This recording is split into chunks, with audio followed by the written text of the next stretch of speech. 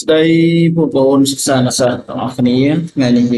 យើងវិលមកជួបគ្នាសារជាថ្មីម្ដងទៀតបាទថ្ងៃនេះយើងសិក្សាទៅលើ Unit 4 At a Market បាទ At a Market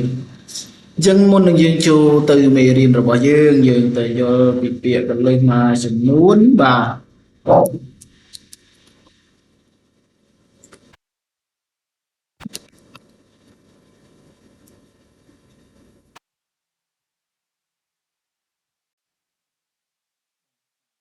បន្តិចមិញឥឡូវយើងបន្តមកមេរៀនរបស់យើងតទៀត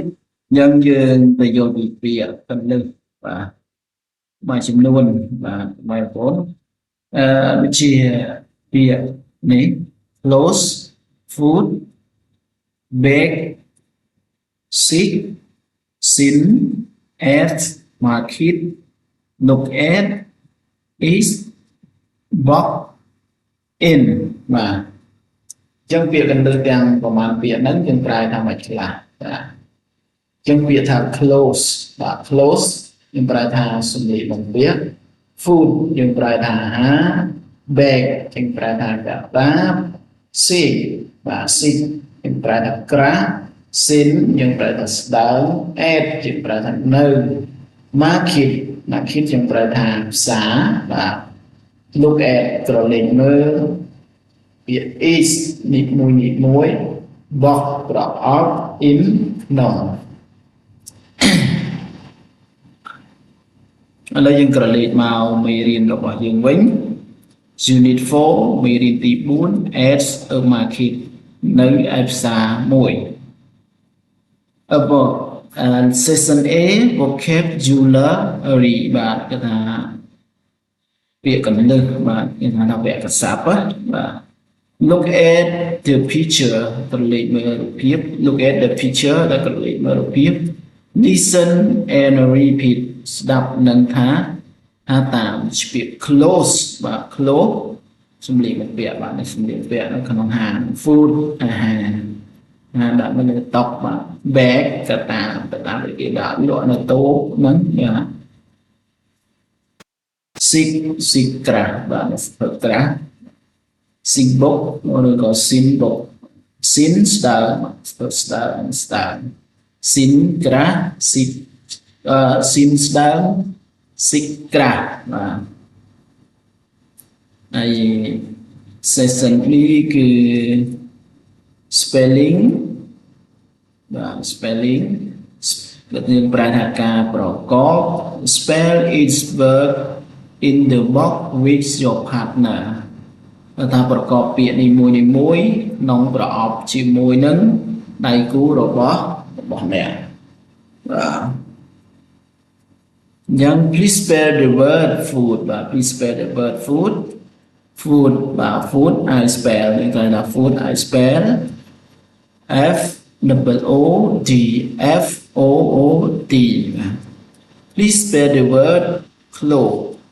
clothes I spell C L O T H food please spell the word bake កតាប B A G please spell the word seek ក្រាស់សូមប្រកបពាក្យ seek and spell T H I C K please spell the word sin I spell T H I N sin ស្ដើង sick ក្រាស់បាទ sin ស្ដើង sick ក្រាស់បាទសម្រាប់វីដេអូនេះបាទគឺនៅទំព័រទី1គឺខ្ញុំសូមចែកចំណេញតែប៉ុណ្្នឹងហើយចាំនៅទំព័រទី2យើងចូលសិក្សាជាបន្តទៀតបាទអញ្ចឹងចាំជួបគ្នានៅវីដេអូក្រោយ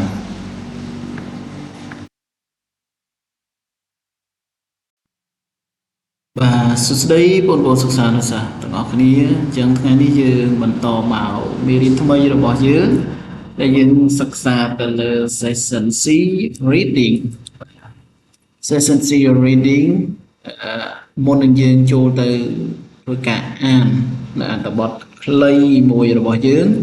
គឺយើងទៅយល់ដឹងពីពាក្យគន្លឹះមួយចំនួនបាទដូចជាពាក្យ close បាទដូចពាក្យ close ពាក្យ food bag swing បាទ sick sick sick មានពាក្យ sick sin ads markets village material by family អញ្ចឹងពាក្យទាំងអស់ហ្នឹងយើងប្រែថាមិនខ្លះបាទដូចពាក្យ close close យើងប្រែថាសម្លៀកបំពាក់ food យើងប្រែថាអាហារ bag យើងប្រែថាកាតា sick sick យើងប្រែថាត្រាស់ sin យើងប្រែថាស្ដើង at យើងប្រែថានៅ market យើងប្រែថាផ្សារ village បាទ village យើងប្រែថាភូមិ material យើងប្រែថាសម្ភារៈឬក៏ឧបករណ៍ buy ប្រែថាទិញ family យើងប្រែថាគ្រួសារតោះឥឡូវយើងទៅអានអត្ថបទរបស់យើងហើយយើងធ្វើការបកប្រែទាំងអស់គ្នាបាទ Number 1 listen to your teacher and repeat ស្ដាប់គ្រូរបស់អ្នកហើយថាតាម At the market in the village there are many shops. There are family go shopping. His mother buy a bag, sin book and sick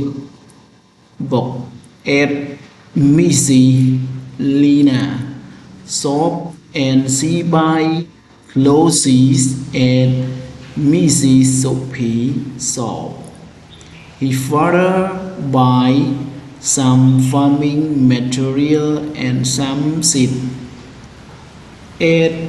Mr. Tier's shop. Then they have some food.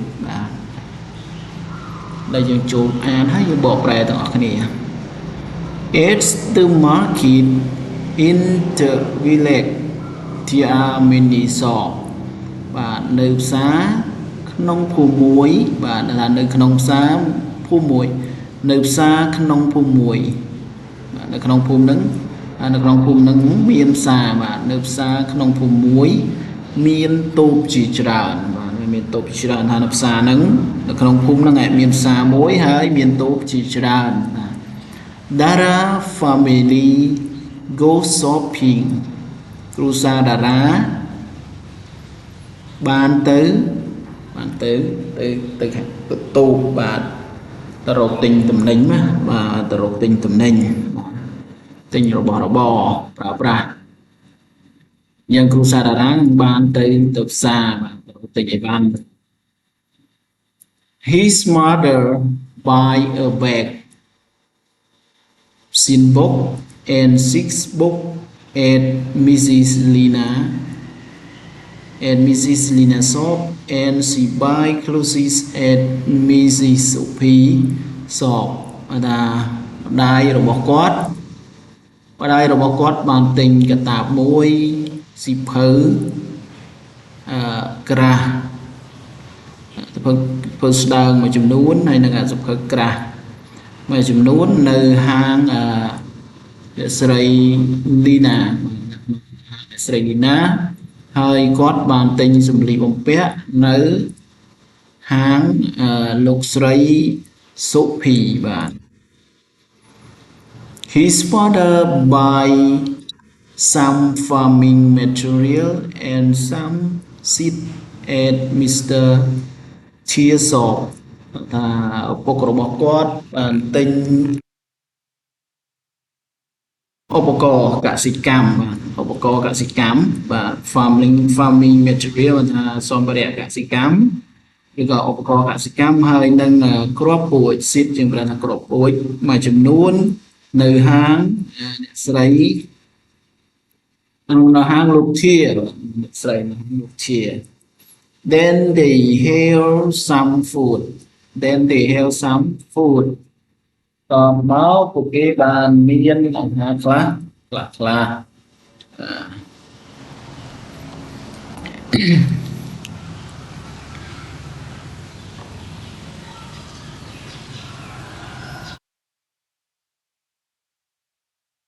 lời giờ bắt đầu màu number 2 ask and answer the question សួរនិងឆ្លើយសំណួរបាទសួរនិងឆ្លើយសំណួរ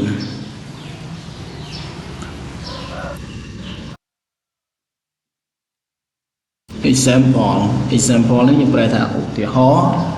where is the market តើផ្សារនៅឯណា the market is in the village បាទផ្សារនៅក្នុងភូមិបាទផ្សារនៅក្នុងភូមិ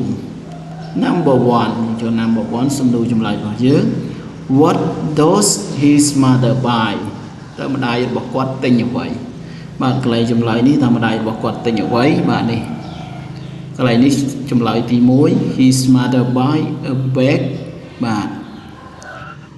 sin book and sick book at Miss Lina shop and she buy clothes at Miss Sophie shop បាទហ្នឹងចម្លើយទី1ចម្លើយទី2គឺសួរថា what does Miss Lina sell What does Miss Lina sell តើអ្នកស្រី Lina លក់អ្វីខ្លះតើស្រី Lina ហ្នឹងលក់អ្វីខ្លះ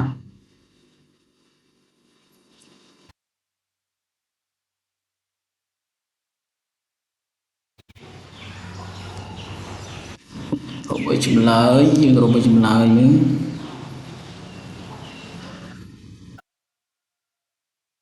អ្នកស្រីលីណាលក់អ្វីខ្លះហើយចម្លើយទី2អ្នកស្រីលីណាលក់អ្វីខ្លះអូនេះលីណា shop and sell and she sell buy clothes at the Sophie some so is where buys យើងហាងអ្នកស្រីលីណានេះគេសួរថាតើអ្នកស្រីលីណាលក់អ្វីខ្លះហ្នឹងអ្នកស្រីលីណាលក់បាននេះលក់បានកតាបយើងឆ្លើយមកអ្នកស្រីលីណាយ៉ាង Mr. Lina sell bag sin book sick book and clothes បាទហ្នឹង and clothes ហ្នឹងសម្លៀកបំពាក់យើងឆ្លើយថាលក់បានកតាបសភៅក្រាស់ស្ដើងហើយនឹងសម្លៀកបំពាក់បាទឆ្លើយដាក់កន្លែងហ្នឹងណាបាទឆ្លើយទី2បាទ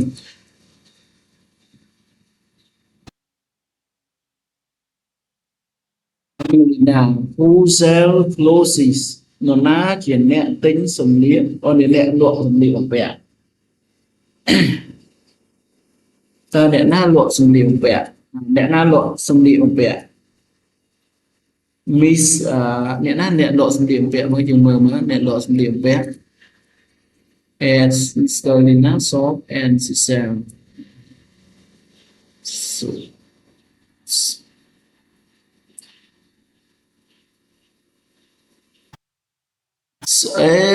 កន្លែងនេះបាទបងប្អូនច្រឡំកន្លែងនេះគេសួរតែអ្នកស្រីលីណាទេអញ្ចឹងអ្នកស្រីលីណាលក់បានកតាបសភៅក្រាស់ស្ដើងនៅហាងស្រីលីណានេះបាទហើយអញ្ចឹងកន្លែងនេះណាសំណួរចម្លើយទី2បាទយើងចម្លើយទី2នេះបងប្អូនឆ្លើយខុសយើងចម្លើយទី2នៅកន្លែងនេះ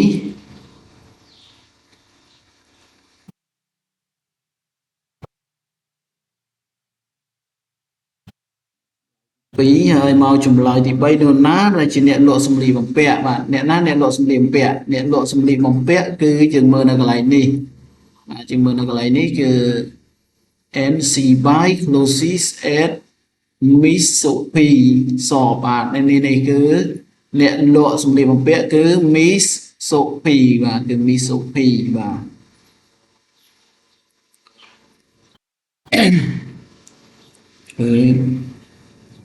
ចាស់អកអូនបាទ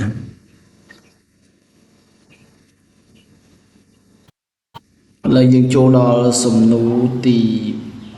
4សំណួរទី4 Where does his father buy គឺ farming material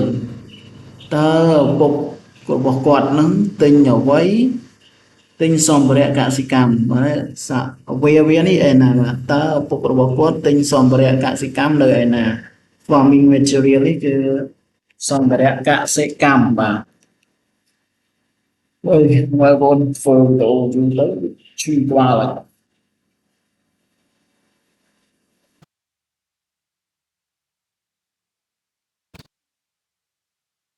គាត់ទិញនៅណាសម្ភារៈកសិកម្មឪពុករបស់គាត់ទិញនៅនេះ Ed Mr. Tier Shop បាទនៅហាងលោក Tier ហ្នឹងចម្លើយទី4បាទអញ្ចឹងសម្រាប់វីដេអូនេះបើមានការលឺលុះឬក៏ខ្វះខាតក្នុងចន្លោះណាមួយនោះបាទសូមបងប្អូនខមមិននៅក្រោមវីដេអូទាំងអស់គ្នាបាទហើយត្រង់សំណួរចម្លើយនេះបាទគឺរាំងវគ្គតិចមាញ់បាទបងប្អូនវាដូចអត់សូវស្រួលខ្លួនបាទជាក្បាលផងអីផងបាទអញ្ចឹងសម្រាប់វីដេអូនេះបាទជារៀនរអ៊ូលបន្តិចហើយបាទប៉ុន្តែយើងអាចយកជាការបានបាទអញ្ចឹងសូមអរគុណចាំជួបគ្នានៅវីដេអូក្រោយទៀតបាទ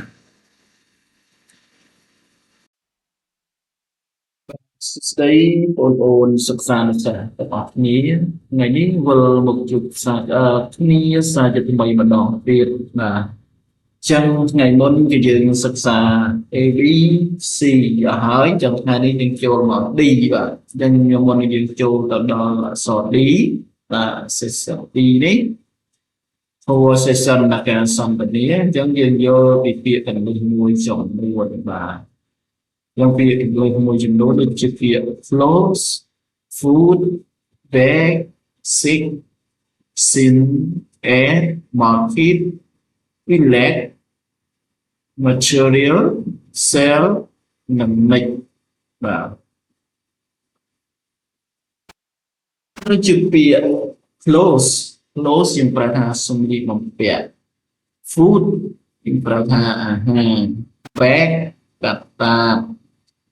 sick ក្រាស់ sin ស្ដើង air នៅ market ផ្សារ village ភូមិ material សម្ភារៈ sell លក់ nick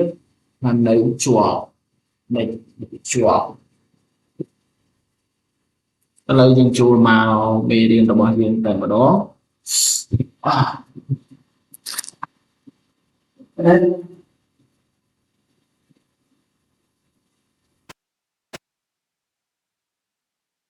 Number 1 listen to your teacher and repeat ស្ដាប់អ្នកគ្រូរបស់អ្នកហើយហាតាម excuse me ថាសូមអភ័យទោស where is excuse me បាទថាខ្ញុំសូមអភ័យទោស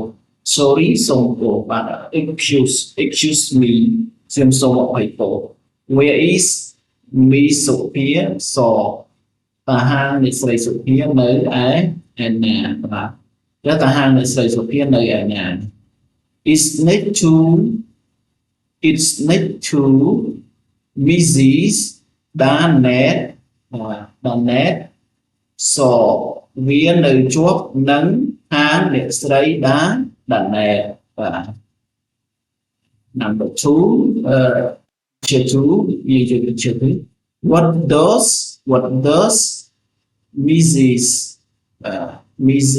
Danet sell តើអ្នកស្រី Danet ហ្នឹងលក់អ្វី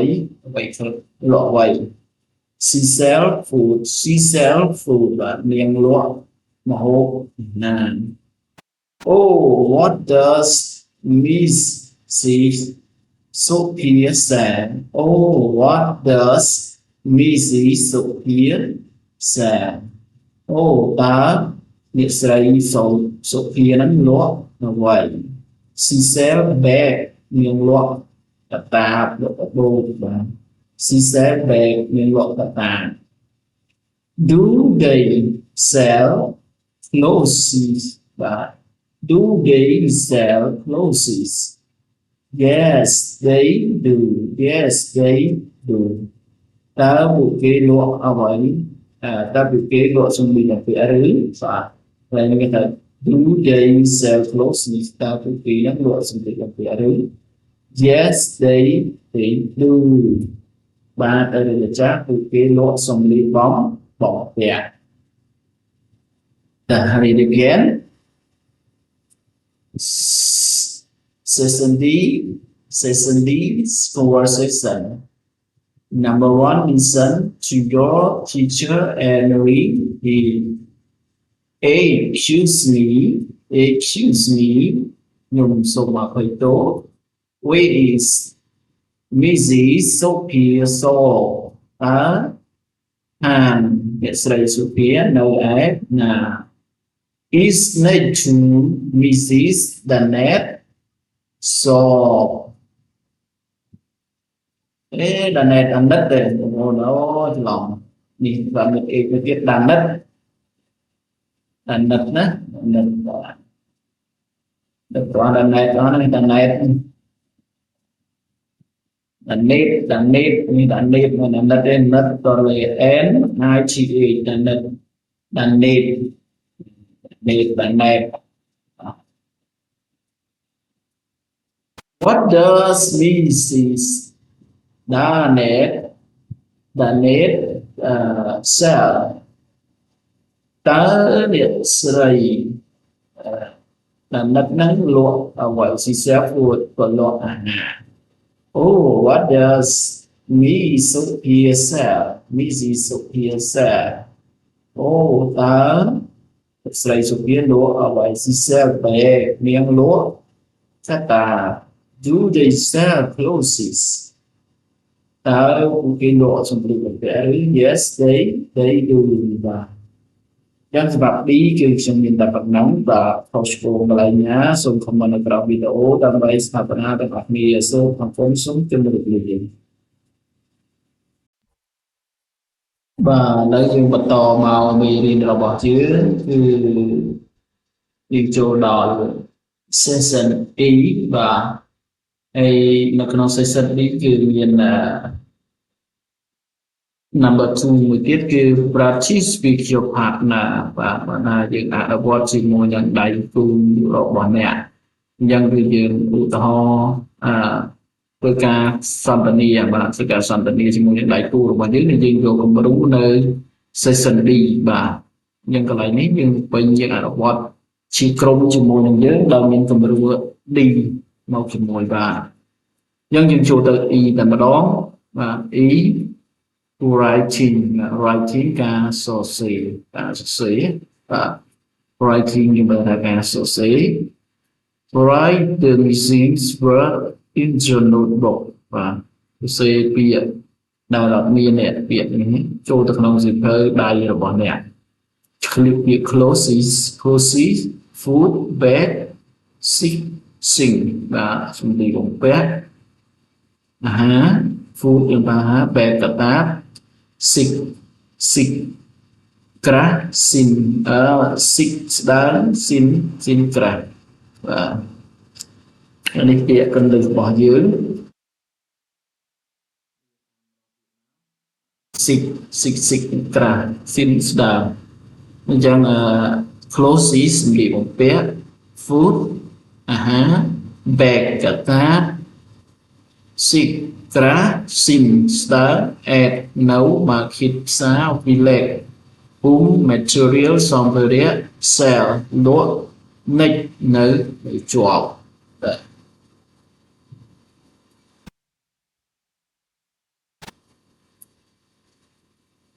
ទដល់យើងបំពេញដល់គ្នាហើយយើងធ្វើការបកប្រែ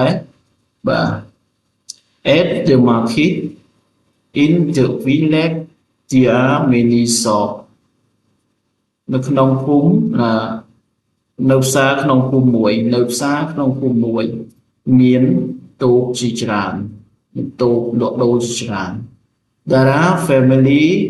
go shopping គ្រួសាររបស់តារាបានទៅផ្សារបានទៅដល់ផ្សារ His mother buy a bag sin book and កន្លែង number 2 នេះយើងដាក់ sin book and sick book and Mrs. Lina saw and she buy for the sin at Miss Sophie saw ប្រែ his mother buy តែម្ដាយរបស់គាត់ទិញ bag កតាបមួយ sin book សិភើក្រាស់បាទសិភើក្រាស់ច្រើនក្បាលយ៉ាងមក sin ភើក្រាស់ច្រើនក្បាល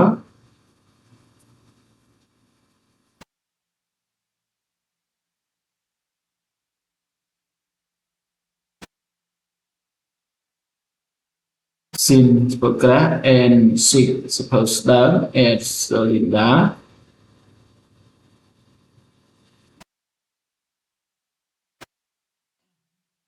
Linda ថាធ្វើក្រាស់ស្ដើងនៅហាងអ្នកស្រីលីណាបាទស្រាប់នៅហាងអ្នកស្រីលីណាហើយនាងបានទិញកន្លែងនេះគឺដាក់ close បាទកន្លែងនេះគឺ close បាទបានទិញសម្លៀកបំពាក់close យើងបានទិញសម្លៀកបំពាក់នៅហាងអ្នកស្រីសុភីបាទ sin at Mrs. Sophie saw នៅហាងអ្នកស្រីសុភី his father buy some farming material and some sit at Mr. Tearsaw ឪពុករបស់គាត់បាទ his father ឪពុករបស់គាត់ buy some farming material បាទថាទិញឧបករណ៍កសិកម្មមួយចំនួន and some sit at Mr. Tearsaw នឹង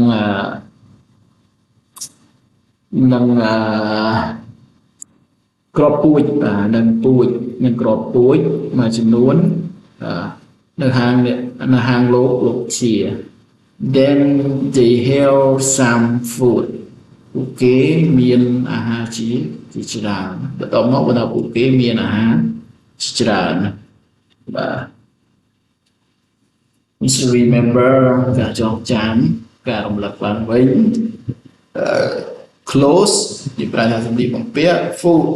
ជាប្រែថាអាហារ bag ជាប្រែថាកតាប sin ជាប្រែថា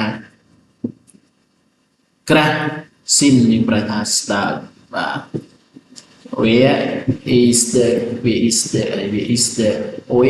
the market what does Mrs. Lina sell who sell clothes where